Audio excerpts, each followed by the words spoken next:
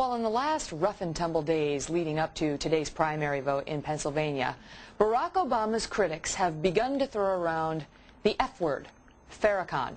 Hillary Clinton brought up the fiery Muslim leader during last week's debate. Michael Moore yesterday blasting her for that move.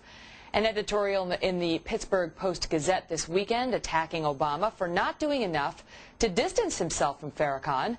So we wanted to talk with someone who knows both Senator Obama and the Muslim leader, Farrakhan. Joining us now, Russell Simmons, chairman of the Foundation for Ethnic Understanding and chairman of Russ Communications as well, and also a well-known entrepreneur. Hi, Russell. Hi, good morning. Thanks so much for being here. Thank you for having me on.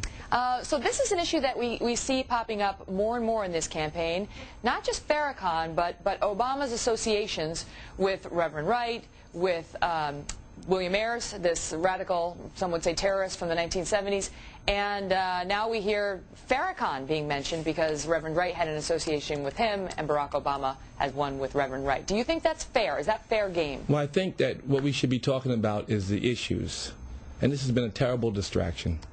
I think the guilt by association attacks have been very hurtful to the Democratic Party and to both politicians.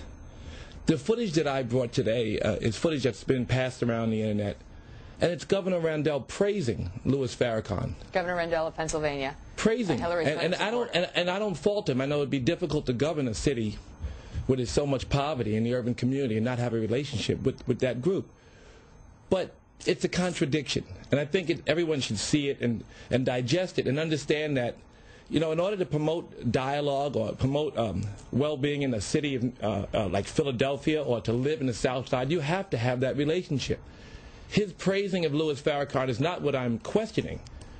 It's his association with Louis Farrakhan and Hillary Clinton's knowledge of that and using it still to attack Farrakhan's relationship with Obama as some kind of wedge to drive fear into the voters. Let's take a listen to this Ed Rendell tape, and then I'll get you a weigh in on it. As I said in my letter to Minister Farrakhan, when this began, when these incidents in Grays Ferry began, I did not know Rodney Muhammad except by reputation. And over the past 3 or 4 weeks, my respect for him has grown.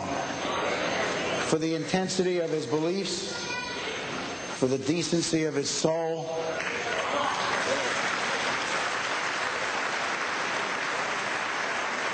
and for the strength of his courage.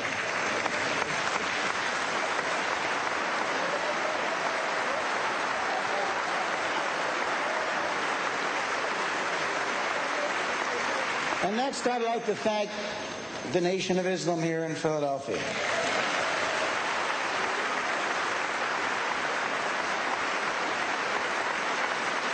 To thank you for what you stand for.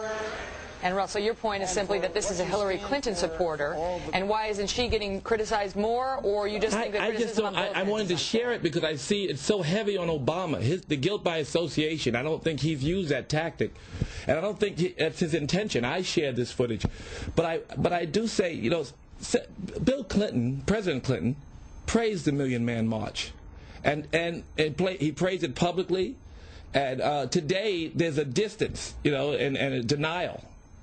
And I just feel that for them to keep using Minister Farrakhan and Reverend Wright and others as ways to get away from the issue. Can I ask you, also, the most important thing is to promote this horrible part of America, this that fear. videotape was from 1997, just so our viewers know. But let me ask you about that, because we get a lot of mail on the Reverend Wright thing in particular. Not so much the Farrakhan. That seems like a pretty attenuated link. Well, last night I heard on the news his name so many times. Let me just finish the question, and then you can give your answer.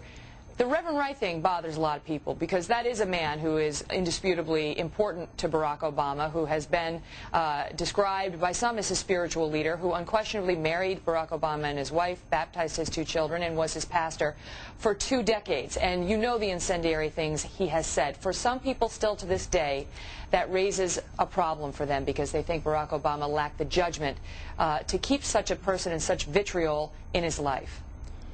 Well, I can tell you that the black church is a place where frustration, especially of the previous generation, has been expressed.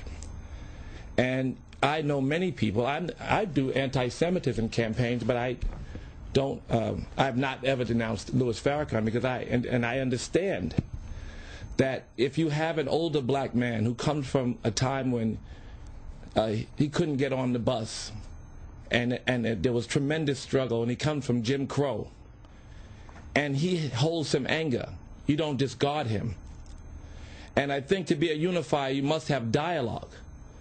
I fight anti-Semitism. I think at the same time, I recognize that Minister Farrakhan, for instance, has for the last 10 years, has said only good things about the state of Israel, well, he's also and the said potential. He said that satanic Jews have taken over black entertainment television, that Jews are bloodsuckers.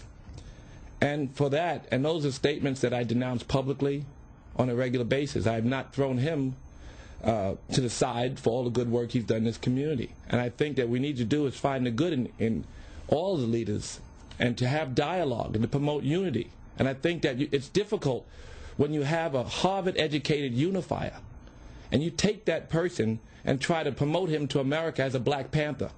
It's offensive to the black community, and it's hurtful to the campaign for Democrats in the White House. Russell Simmons, it's an important view, and we appreciate you being here to share it with us. Thank you. Thanks so much.